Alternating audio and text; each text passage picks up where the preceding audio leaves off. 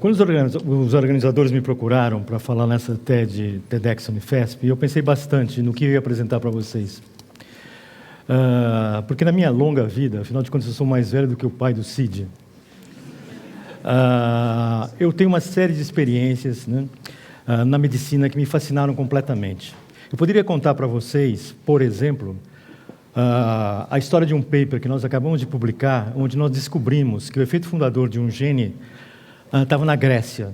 E nós acompanhamos a migração desses indivíduos da Grécia para a Espanha e da Espanha chegando no Brasil, mas quem descobriu a mutação fomos nós. Foi uma experiência fascinante, uma expedição científica extraordinária. Eu poderia comentar com vocês também duas doenças que eu acompanho desde que eu era um jovem residente, que é o hipotireoidismo congênito, que é uma doença gravíssima, e que nós acabamos de descobrir uma das causas moleculares dela, ou mais fascinantemente ainda, da paralisia periódica tirotóxica, que também eu levei 30 anos entre a descrição do primeiro caso do Brasil até um pós-graduando meu, o Magnus, que descobriu a causa molecular. Então são histórias fascinantes. Mas aí eu me lembrei do meu amigo, que era professor da Fundação Getúlio Vargas, hoje é professor no Texas, e que foi o meu introdutor a essa questão da cultura das organizações, que é o professor Miguel Caldas, que num dia discutindo sobre como formar as pessoas, o Miguel, assim, e eu estava falando que a questão familiar é importante, blá, blá, blá, e aí ele falou assim, você é um bom marido? Puxou assim essa pergunta do nada, né? Eu falei, eu acho, no alto dos meus 40 e tantos anos de homem casado, eu falei assim, sou um ótimo marido. Ele falou, errado. Tínhamos que perguntar para a sua mulher, ela que tem que dizer se você é bom marido ou não, né? Então, estou fazendo essa longa introdução e perdi 2 minutos, tá certo? Né? O que contraria uma conferência TED, mas eu adoro ser um cara do contra, tá certo? Né? Até para quebrar paradigmas, né? Adoro quebrar paradigmas, mas eu vou cumprir o tempo. Eu falei, o que será que eu vou falar lá na TED Conference? Mas aí eu fiquei com medo de chegar aqui todo metido, né? Afinal de contas, eu não sou da Faculdade de Medicina da USP, aí, eu sou da Paulistinha, da escola, né? E falar como ser um bom orientador, tá certo? Porque, de fato, não só eu acho, como eu tenho uma série de documentações, tá certo? Eu acabei de fazer, eu tenho mais de 50 pessoas que eu orientei, né? Mas aí eu fui perguntar para os meus colegas, vocês acham que é muita mitidez da minha parte? Eles falaram, não, é isso que você faz muito bem, por favor, fale. Então, vocês desculpem eu ter usado essa parte para justificar, porque eu ainda acho, do alto da minha idade, com todos os 50 pós-graduandos, que é um pouco pretencioso chegar aqui e falar como é que é o modelo, tá certo? E outra coisa, esse meu modelo tem muita gente que não concorda, tá certo? Que acha que eu sou bonzinho, legal, gosto de acarinhar meus pós-graduandos, tem um monte de durão aí no sistema, né? Eu vou dividir essa fala em 2 partes. Na primeira, o que eu acho que são uns elementos para que vocês se tornem. Na verdade, orientador ou mentor, nós somos a vida inteira, tá certo? O próprio Michele falou aqui que ele foi um pouco mentor lá do outro irmão dele, né? E essa frase que vocês estão vendo, para mim, é uma das maiores frases da minha vida, tá certo, né? Não da minha vida, mas que eu aprendi lendo nas memórias do Pedro Nava, e que, na minha pessoa, é uma verdade absoluta, tá certo? Eu vou repetir com vocês. Eu aprendi muito com os meus professores, aos quais eu sou muito grato. Eu aprendi mais com os meus colegas do que com os meus professores. Mas eu aprendi e continuo aprendendo todos os dias, muito mais com os meus alunos do que com todos os demais, tá certo? Esse mesmo paper da Grécia eu acabei de aprender por causa de um aluno nosso da escola, tá certo? O Lucas, que realmente me desvendou toda essa história de como você pode buscar um ancestral por cálculos matemáticos, né? A outra coisa que eu considero, não sei se é aqui, muito relevante para você querer ser um orientador, é gostar genuinamente de pessoas e de ensinar.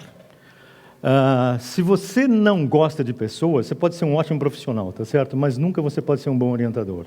Então é essencial, tá? Porque muitas vezes a pessoa não gosta de ser orientador porque você tem que mergulhar na vida do cara. Você tem que entender os problemas dele. Você tem que ouvir, né? Para que realmente exista uma empatia extraordinária entre esses 2 elementos e, com isso, você consiga o melhor das coisas, né? A outra coisa, e vocês podem achar até graça, é que a gente deve buscar pessoas que te deem feedback, né? Eu tive e continuo tendo, né? Fernando Alberto, por exemplo, que acabou de falar aqui, ele continua sendo o meu cara do bullying formal, você entendeu? Quer dizer, ele é a pessoa que toda vez que eu estou fraquejando, o Fernando vem e pum, manda aquela setinha, faz um bullying mesmo, né? Porque eu falo, é óbvio que eu prefiro um feedback gentil, carinhoso, no momento apropriado, etc. e tal. Mas eu não desprezo uma pessoa que fala num momento inadequado, tá certo? Ou que faz o que a gente chama hoje de bullying realmente, né? Pois muitas vezes tem algumas verdades que você não consegue enxergar. Auto-engano é o maior defeito dos humanos, tá certo? A gente não consegue enxergar, aí vem aquele meio amigo e tchum, manda a setinha, tá certo? Eu agradeço muito os bullying que eu recebi, tá? E, ó, aqui nessa escola tem gente que faz bullying para burro. Outra coisa, na sua formação, você procura ter o maior número possível de mentores de qualidade, tá certo? Eu tive grandes discussões doutrinárias com alguns professores da escola que têm a mania do guru, tá certo, né? O sujeito começa no segundo ano, fica atrás do cara, blá, blá, blá. É péssimo isso daí, porque você pode ter as qualidades desse indivíduo, mas você vai carregar também toda aquela visão dele, né? Então, tem o maior número de mentores possíveis. Por isso que eu sou um entusiasta da residência médica, porque o Osler, que foi um dos maiores médicos que já surgiu, além de bom médico, ele inventou a residência médica. E na residência médica, o bom da residência é por duas coisas. O primeiro é que você não roda só com aquele famoso professor, você roda com vários professores, tá certo? E com isso você vai ver que, olha, tem muita gente boa, e não apenas um. Né? E a segunda coisa, você não precisa aprender tudo com o professor. Aliás, alguma coisa é melhor você não aprender com o professor, tá certo? É melhor aprender com o R2, com o R3, com o R4, que eles são melhores naquela coisinha do que o velho professor, tá certo? Né? Então, isso eu transfiro para a nossa vida. Tem o maior número de mentores possíveis, tá certo? Outra coisa, eu não sei se eu sou um otimista por natureza, né? Mas eu já tive orientador carrasco, não orientador, mas chefe, tá certo, né? Carrasco ou F da P, se vocês quiserem falar, exatamente. Quer dizer, o que eu chamo de um carrasco ou F da P? É aquele cara que só te dá dura, tá certo? Só te exige e não dá nada em troca.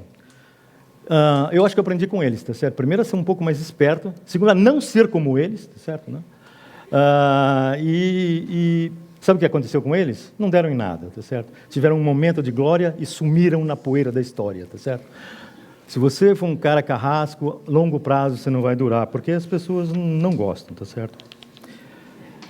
Outra coisa, não se desespere com os fracassos, tá? Aqui eu tenho uma história ótima aqui, porque eu queria ter sido cirurgião.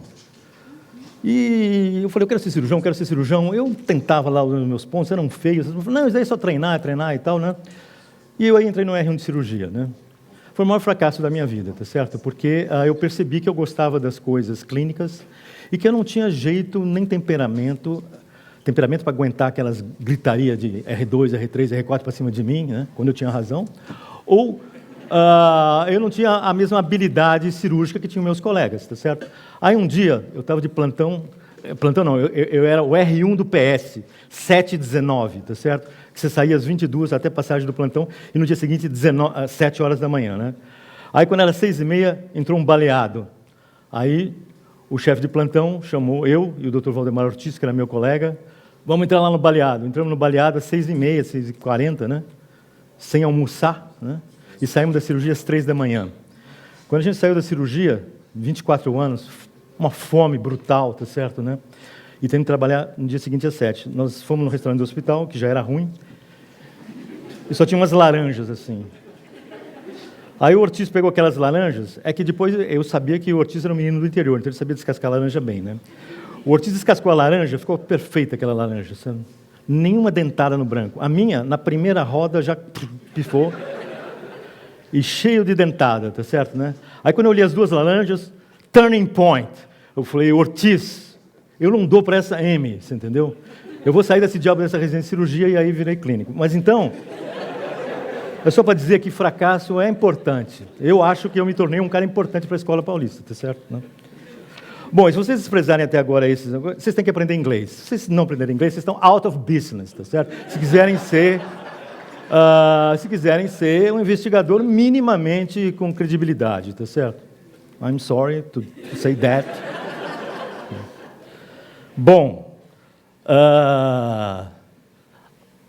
agora, para ser orientador, é outro business, tá certo, né? A primeira coisa, desculpe, vocês têm que ser muito bom naquilo que vocês fazem, tá certo?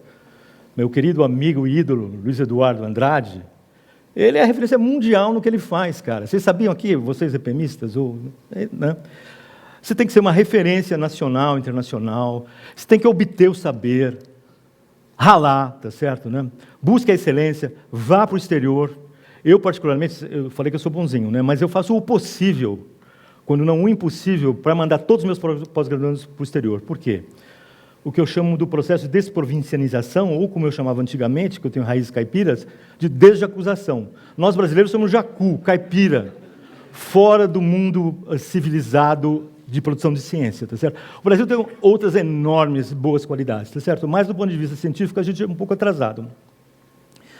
E você tem que ir para fora, tá certo? Eu, quando fui, ainda mais eu fui há 40 anos atrás uma vez e há 30 anos atrás a outra vez, tá certo? Aquilo mudou a minha vida, é isso que eu procuro convencer os meus alunos, tá certo?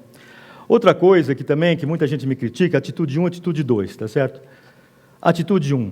No começo eu protejo o cara mesmo, ou ela. Desculpe, às vezes não tem nenhum problema de gênero aqui, aliás, eu tenho muito mais alunas mulheres do que homens, mas eu protejo mesmo. Por quê? Porque ele está jovem, ele faz besteira. Eu tenho aquelas technicians que estão há 30 anos trabalhando comigo e fica com aquela cara assim, você entendeu? E olha, ele vai contaminar, vai não sei o quê. Então eu protejo mesmo e elas falam, e lá vem o paizão. Tá. Agora, à medida que eu vejo que o cara vai dando frutos, né, eu vou expondo e no final eu patrocino mesmo, tá certo? Meu maior orgulho vai ter uma vaga, eu preparo o cara, quer dizer, eu não influencio na banca, mas eu estimulo, tá certo? Porque eu acho que é função, eu me sinto como... É minha obrigação patrocinar o cara que eu formei, tá? E a atitude segunda, que é uma atitude mais psicológica, que muita gente tem medo, é um negócio de você aceitar e comprar mesmo aquele aluno, né? Com o maior carinho, com o negócio de você escutar. Escutar é absolutamente essencial. Outro aspecto, e que eu aprendi só velho, ou velho não, uns 40 anos, é explorar as minhas fortalezas e deixar ao mínimo aquelas coisas que eu sou ruim. Tá certo? Por exemplo, estatística. Eu reconheço que eu não sou bom de estatística, eu não era bom aluno de matemática, eu não sou bom de estatística. Mas nesses 40 anos que eu oriento, sempre arrumei um santo lá que se gostava de estatística, tá certo? Às vezes o santo não durou toda a vida, mas eu tive uns 4 santos, tá certo? Que estão carregando toda a parte de estatística nossa com muita propriedade, né? Ouvir, né? Tem que ouvir, né?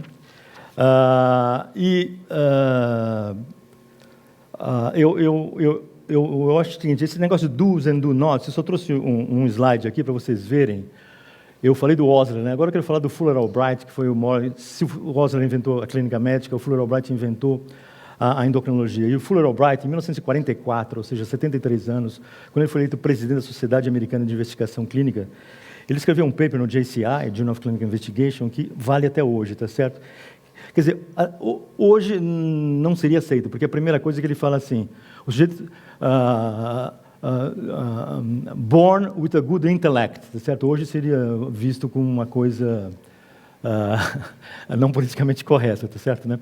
Mas onde ele descreve aquelas coisas que você tem que fazer, aquelas coisas que você não tem que fazer, especialmente naquelas coisas que você não tem que fazer, é ser um lobo solitário e sempre você está em grupos, tá certo, né? E você virar um executivo. Aí acabou a sua carreira científica, tá certo, né? Outra coisa, tem que ser face to face. Às vezes é chato, eu reconheço, mas vale a pena, né? Porque é muito importante você conversar e conhecer muito o seu pós-graduando, tá certo? Eu vou voltar para aquele slide anterior, mas eu só vou mostrar esse slide aqui que eu acho muito interessante, que depois eu posso, ou vai ficar aí na apresentação, que eu trabalhei na FAPESP, né, como no grupo ali da saúde durante uns 6, 7 anos, e junto com o Dr. Mário Saad, junto com o professor Zago, hoje reitor da USP, nós desenvolvemos essa questão aí dos 10 mandamentos, que na verdade são 11, tá certo, né? De um bom projeto de pesquisa, mas são aspectos muito interessantes aí para vocês que estão se iniciando, né? Então, você tem que escolher uma área de interesse que seja de real interesse, não uma coisa muito esotérica, senão ninguém se interessa, né? Mas de preferência ainda menos ocupada, né? Você antecipe os resultados antes de realizar o primeiro estudo, tá certo? Assista a conferências e leia artigos fora da sua área de interesse, isso é muito importante para você ter os insights, tá? Encontre um balanço entre projetos de baixo e alto risco, mas inclua sempre na sua rotina projetos de alto risco. Eu deixei esse slide aqui só para mostrar para vocês. Nesses últimos meses, eu tive 3 papers aceitos que foram exatamente um de baixo. O que é baixo? É estudar na enorme coorte que nós temos de carcinoma diferenciado de tireoide, o que acontece com o PET-CT, tá certo? Não tinha nenhuma experiência brasileira grande, mas isso não tem nenhum impacto internacional. Publicamos na revista, mas é importante mostrar uma experiência que foi muito boa. Aí tem um médio, que era, numa outra enorme coorte que a gente tem de carcinoma medular de tireoide, PET-CT, aproveitando um convênio que a gente tinha com o Hospital Einstein. Foi muito importante, tanto que foi para uma revista internacional. Mas tem um projeto de altíssimo risco, tá certo? Que nós entramos e descobrimos uma causa molecular de hipotireoidismo congênito, que é uma coisa do peru, você entendeu? Porque no desenvolvimento da tireoide, tem umas coisas que fazem hormônio, e tem outras coisas que fazem a tireoide migrar. E realmente, num gene que faz hormônio, ele atrapalha a migração, tá certo? Isso é uma coisa nova, acabou de ser aceito, é uma coisa espetacular. Alto risco, a gente nem tinha recurso para isso. Eu roubava um pouco de dinheiro do Magros, da Janete, etc. Mas a gente investiu nesse projeto, tá certo, né? E deu certo. Né? Bom, e o último... os 2 últimos. É necessário tempo para pensar. Se você quer ser um pesquisador, você tem que ter tempo para pensar, senão você não vai adiante. E tem que trabalhar, tá certo? Isso daqui era no meu tempo de fellow, tá certo? Que a gente rodava muita centrífuga. Hoje você roda menos centrífuga, né? Então a história é muito boa, porque quanto mais a centrífuga roda, mais sorte você tem. E aí, deixando no meu minuto final, eu acho que tem algumas coisas muito importantes, tá? Dê conselho apenas a quem pede, tá? Porque você vira orientador, você fica tentado a ficar dando conselho e palpite na vida de todo mundo. Não faça isso, porque você cai do cavalo. Você é orientador lá do seu aluno, tá? Tenha uma equipe grande e faça relacionamento com colegas, com eventuais concorrentes, com outras universidades, tá certo, né? Gere bem-estar no laboratório. A minha secretária, ela é obrigada, a função principal dela não é ser secretária, é gerar bem-estar. Servir cafezinho, quando um está triste, vai lá e pergunta o que é, etc. E tal. Você tem que gerar bem-estar. Tem que falar inglês. E outra coisa, orientador é para toda a vida, tá? É a última piada que eu vou contar. Há muitos anos atrás, a gente estava num meeting nos Estados Unidos, eu estava com uma gripe daquelas, né? E aí, tinha algumas orientandas no momento, outras vezes orientandas, etc. e tal, ficaram muito preocupados com a minha gripe e foram lá, me levaram um coquetel de remédios. Aí tinha um cara, marido recente de uma aluna de outro professor, que falou, nossa, como você tem preocupação com esse professor? Aí ela falou, olha, fique sabendo o seguinte, orientador é para a vida toda. Casamento eu não sei não, eu acho que o seu está meio... Passou um mês, a menina veio avisar, eu me separei do cara. Ok, muito obrigado pela atenção.